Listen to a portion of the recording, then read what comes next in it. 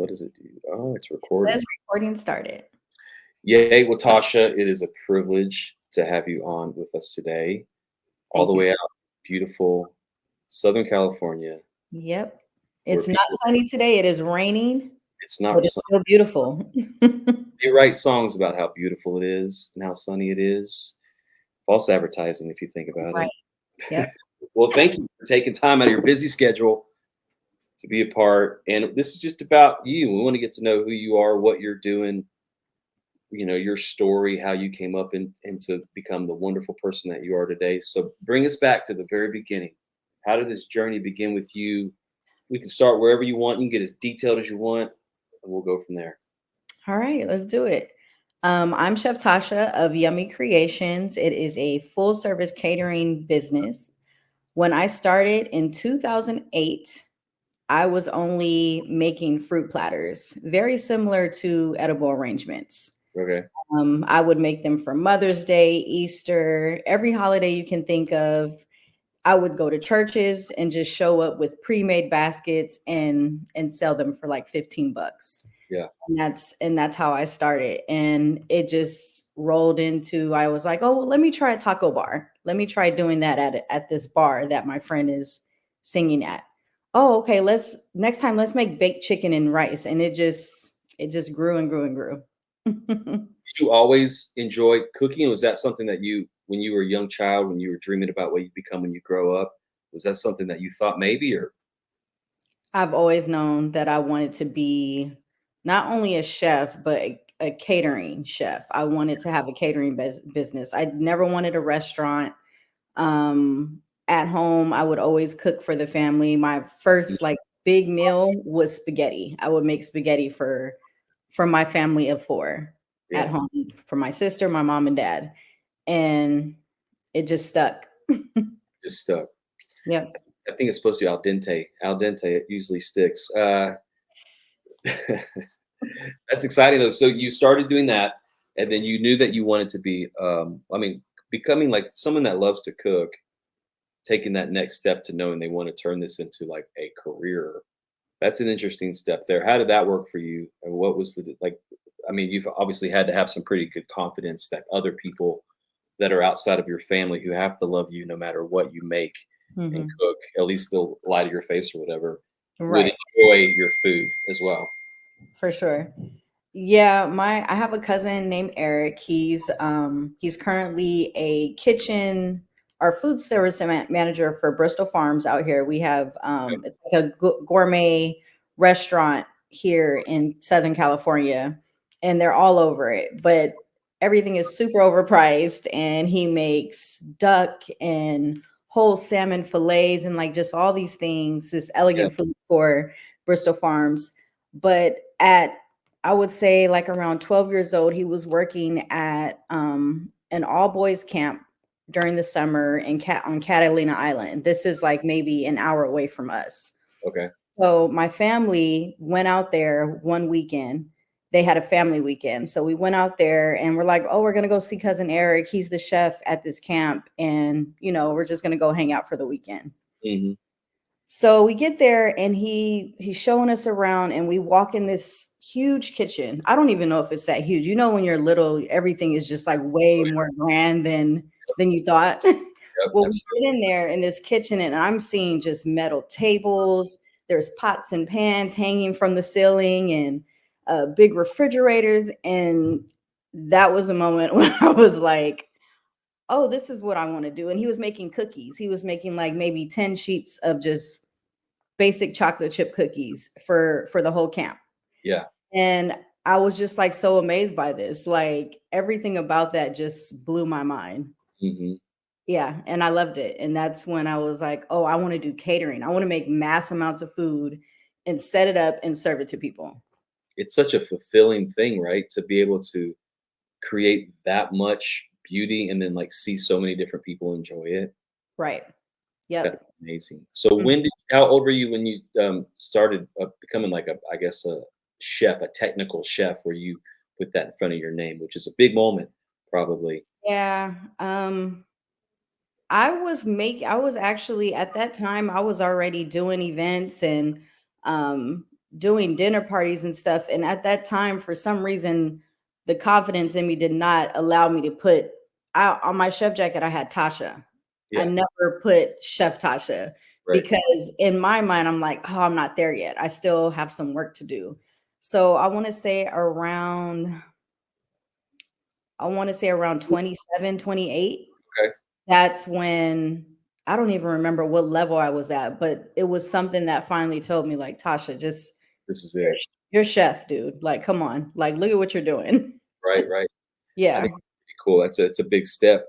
So when you started cooking for other people, started doing like bigger things, how did you go about getting like your name out there, getting leads, and like getting events to even provide your services at? Because I think a lot of people have this dream and desire that they want to do that. They want to get in the food service business. They want to launch their own idea, their concepts.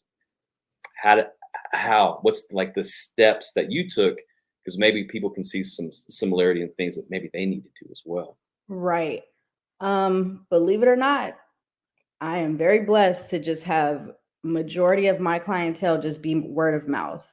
Mm, Um, when I first started cooking for more people, um, it would be at my house. So let me just rewind a little bit. yeah. I'm married to a radio personality. His name is Chuck, and Shout out. he right. Shout out Chuck Dizzle of Okay. Home Run Radio. No, No right. plug. But my husband is a radio personality, and he used to do this thing called homegrown radio. Okay. And on Thursday nights, he would record at our house and in this tiny room that he turned into his studio. And he would have artists come in. Kendrick Lamar was one of them. Oh wow. Yeah, Kendrick Lamar was one of them. Many Like artists came us. in. Not like us. All right. Right, they not like us, right?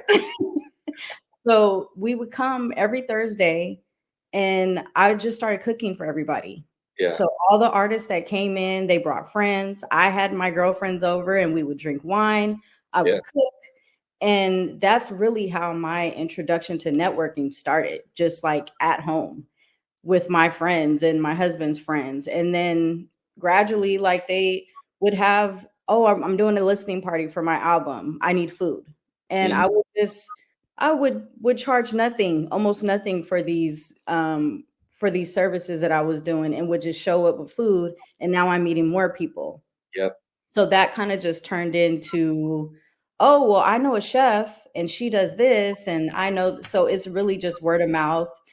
Even to this day, a lot of corporate clients that I have, it's because they had my food at their birthday party or something. And now they're bringing us to their corporate events now.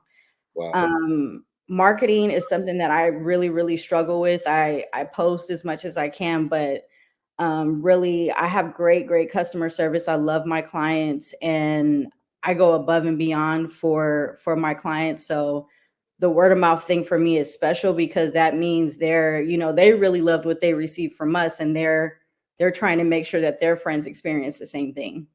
Isn't that the thing though? Like in life in general, like you have to not only just be a great person, be someone who brings a lot of value, but like do what you say, and then go above and beyond what you promised to deliver that extra Right. touch. And when you do that, you're going to impress people to a level that they're going to want to recommend you and refer you because everybody's looking to see who's got a guy that knows how to do this. Do you have a person that does Right. this? And if we all get in that mindset, like we can all help each other win, Hmm. that's a good spot to be in because then we all win at the same time. Exactly. And there's so much opportunity in all of I tell people all the time, like they're like, what should I do to market my business or grow? I'm like, well, you need to do all the things well. Make sure you're really great at your job. You know, Hmm. 'Cause marketing can either help you or it can hurt you. Because Right. if you suck, then everybody's going to know it. Right. Right. Do a real good job at your craft and wow people because Mhm. that's how you started is like doing a great job coming in providing value without just trying to make money right out the gate all the time. And Right. if I think if it's about money out the gate, then you're already setting yourself up for some Yeah. appointment in there. Yeah, you have to really love what you do. You have to, like, this is, I always say Yummy Creations is my first baby. I have two kids now.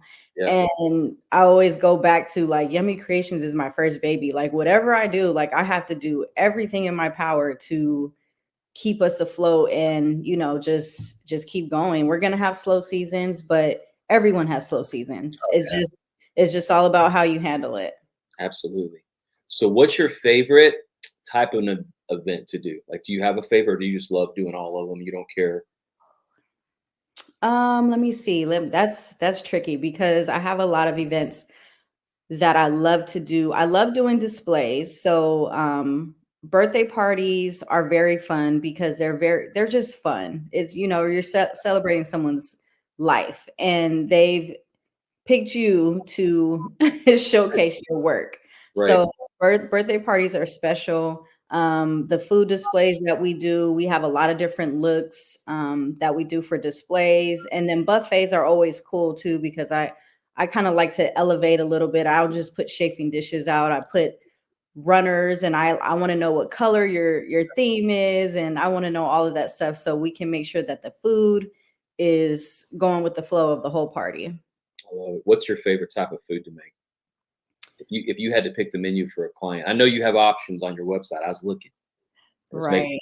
but if you had to pick, because I think a lot of people don't even know what they want really. They just want somebody else to do it. Right. What would you pick for me if you were trying to cook for my event?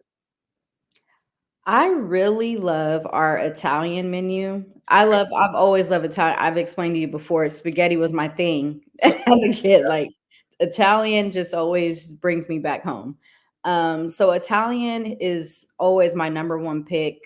And if I want to pick a second, it's our Creole menu. The Okay. Creole menu is very, very, very popular. Like I probably made that menu 12 times last year. Okay. Yeah, our Creole menu is very good, but the Italian doesn't get enough love. So that would be my pick. All right. Italian. I'm a big Italian. I like carbs. I think too much. Absolutely, me too. Yeah. Yeah, it's a problem, but I'm working on it literally as we speak. But yeah. I love.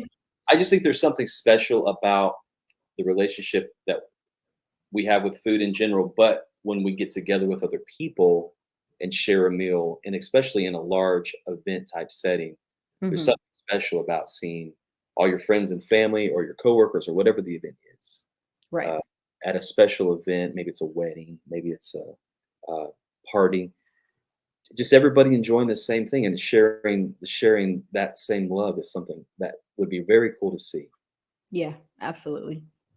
So what's on your horizon? Like, I know I was checking out your website, and I know you've got all this wonderful stuff that you offer. What's your vision for 25? You think?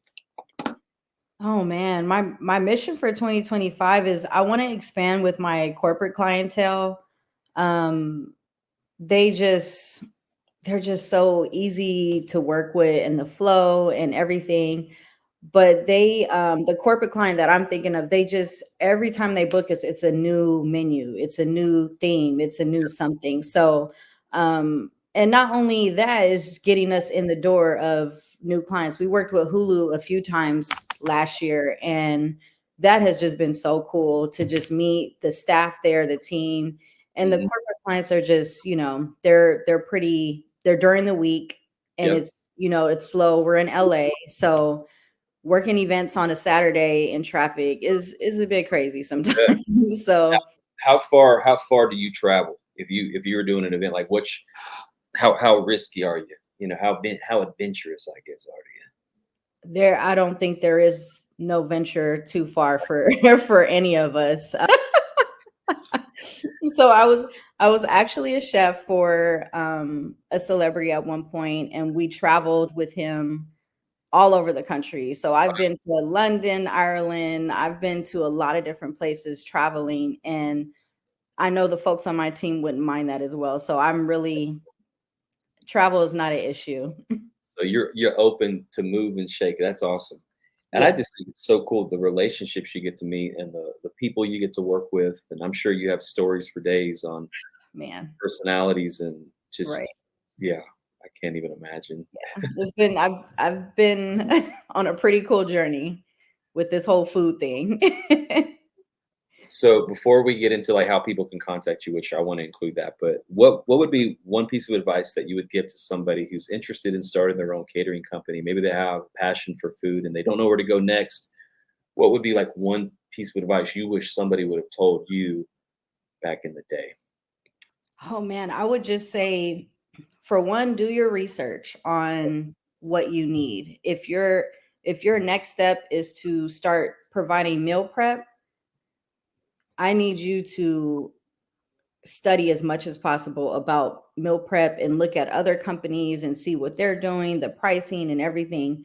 Whatever it is that you want to do with your service, just research and find out all the permits you need, all the insurance, everything that you need, so that can be in your cost of what, as a whole, Yeah. when you're doing pricing for your clients. And also just don't give up. Like it's going to be hard, it's going to be rough, it's going to be slow seasons. A lot of people look at us chefs that have, like, our business and we have clientele and stuff, but understand that it's not always pretty. It's, Hmm. we have slow months, we have really good months, but we also have a lot of slow months. And just be ready and prepared for that, and just don't don't worry. Like, you're going to be okay. Like, whatever path is for you is going to be for you. So just, take it and learn from it, and just go out there and be great. Right. And don't be afraid to ask for help and Don't be afraid to ask ask for help. questions. And if you don't know something, don't act like you know it because Yeah. everybody's going to know that you don't know it. Right. They're going to find out. Mm-hmm. I guess stay at your grade level, if you will. Like, don't be trying to graduate high school if you're in sixth grade. Just learn where you are and Yeah. continue to develop. And it's a progress. It's a Yeah. process, and it's all about just moving down the road. It's Yeah. And I've tried to give up a couple times. Like, it was times where I was just like, you know what, I'm just gonna go back to work. I'm just, I can't do this. right. I'm always right back where I'm supposed to be. So Yeah, just know, if it's really for you, it's gonna be for you. that's it. If it's for you, quitting's going to be real hard Yep. because you're always going to run right back to it. Yep. I love it. So, how can people find you in the closing minutes of this wonderful interview? Thank you again for taking time to talk to us. How can people find you? What should they do?